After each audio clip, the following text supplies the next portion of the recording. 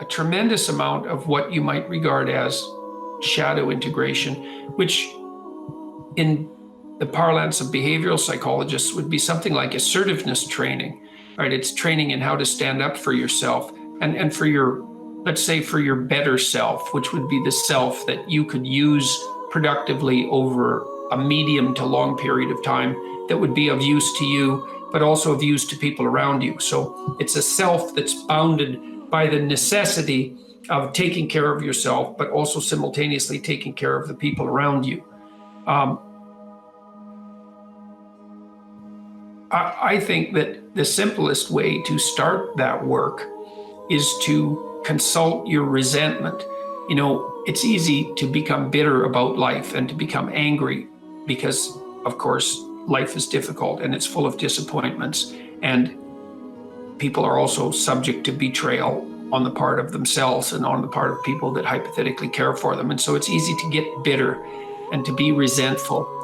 And resentment is a very useful emotion, even though I think it's one of the most damaging emotions if it's not dealt with properly. So if you're resentful, it basically means only one of two things. It either means you should grow up and quit whining and get on with your life, or it means that you're being subject to tyrannical forces of one form or another, maybe emanating from you, maybe a consequence of the natural environment, maybe a consequence of society. You're being subject to tyrannical forces and you're not putting your own best interests forward, like in that broader sense that I described.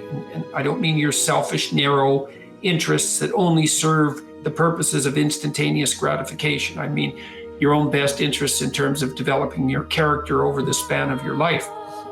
If you're resentful, it either means that you're immature and that you should grow the hell up. And so you need to figure out how much of your resentment is that, and maybe allied with the desire to find other things or people to blame. But the other possible option is that you have something to say or do, right? Because you're in a situation where you're violating your own internal ethical standards and you're being required, pressured, let's say things you don't believe or to do things that you believe to be wrong. And you need to determine, you need to start to strategize and plan how you can rectify that so that you can say what you mean. Like if you're negotiating with a marital partner, for example, and there are issues in your marriage that aren't making you happy, well, the first thing is you have to take note of that, right? To see that you're actually unhappy. The second is that you have to be willing to engage in a certain amount of conflict, because in order to sort out what's disturbing you, you're going to have to lay your concerns out on the table and say, well, look, this is bothering me. You don't have to say, well, I'm right and you're wrong and you have to fix this. You have to say, well, I've noticed that this pattern of interaction or lack of interaction, say, in our relationship is making me resentful and angry. And the danger of that, of course, is you're going to take it out on yourself and your partner. The danger is passive aggressiveness. You know, you're not going to respond to your partner positively when they do something good if you're resentful about them.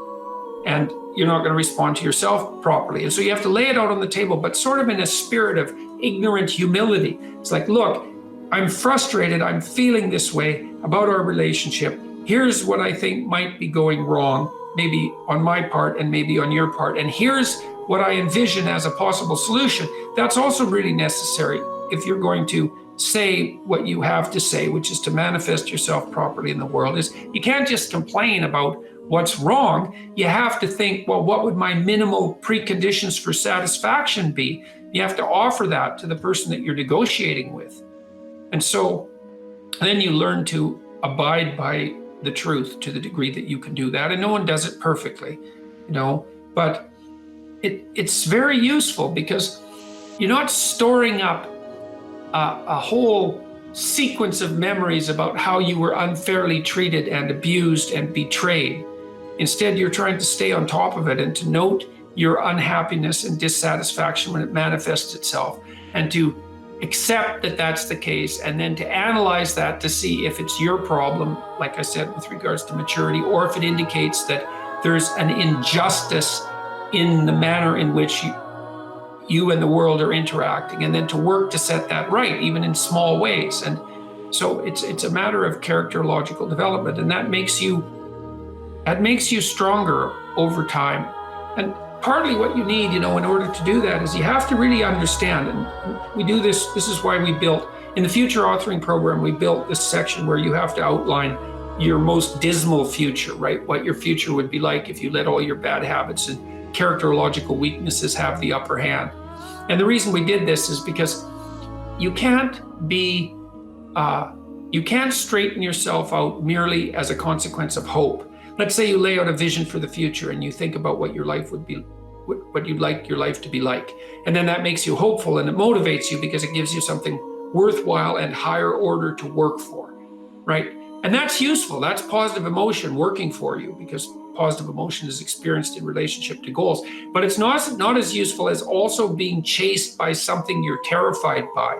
And if you have a good sense of how you'd fall apart if you stayed weak, and just exactly what kind of hell that would be, then when you determine to do something, like to tell the truth and to say what you think and to not do things that you hate, then you're going to be pulled along by the purpose that your vision has provided for you, but also pushed along by your desire to avoid the worst forms of hell that you've already outlined for yourself personally.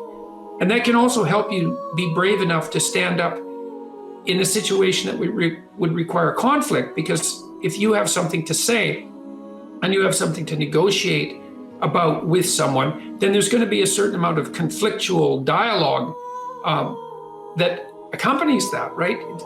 To lay out a set of problems and to describe the fact forthrightly that those problems characterize a relationship, and then to seek for solutions, is quite stressful in the short term.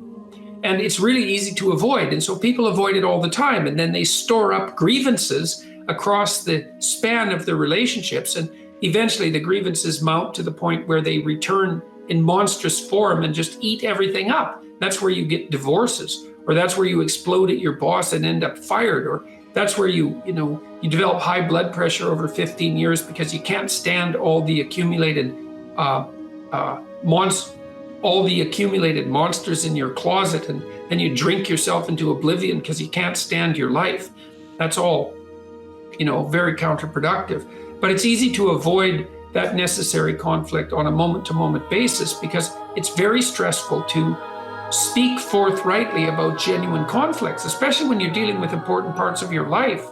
But otherwise you don't straighten them out, and then you have to carry all that forward. So you need to be terrified of the consequences of not speaking your piece. The more radical the necessary change, the more pain that accompanies it. Like the more opportunity as well. And a lot of what we learn painfully. And so it's not surprising that people shrink away from learning. We learn in pain and anxiety very frequently. Everyone knows that. It's like the things that you really learned in life. It's like, it was no joy, man. Like it took you out. And so the fact that people flee from that is hardly surprising. But it doesn't help, that's the thing. It just stores up the catastrophe for later.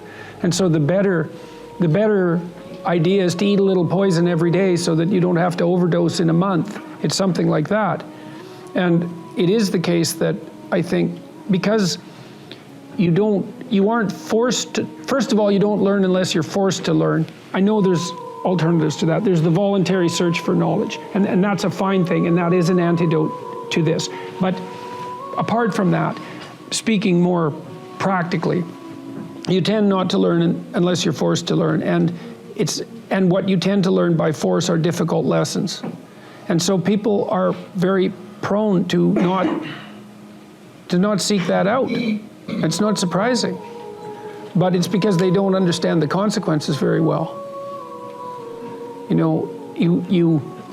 It's because they're convinced that there's some way of forestalling the necessary learning, and there isn't any way of forestalling it. All you do is make it worse in the future. You make yourself smaller, and you make the lesson harder. And so that's why in so many religious doctrines there's emphasis on humility. And humility isn't to debase yourself. It's to understand that you don't know enough so that your life isn't going to be miserable. And so every chance you get to grab something new that will help you along your way, you should take it as fast as you can.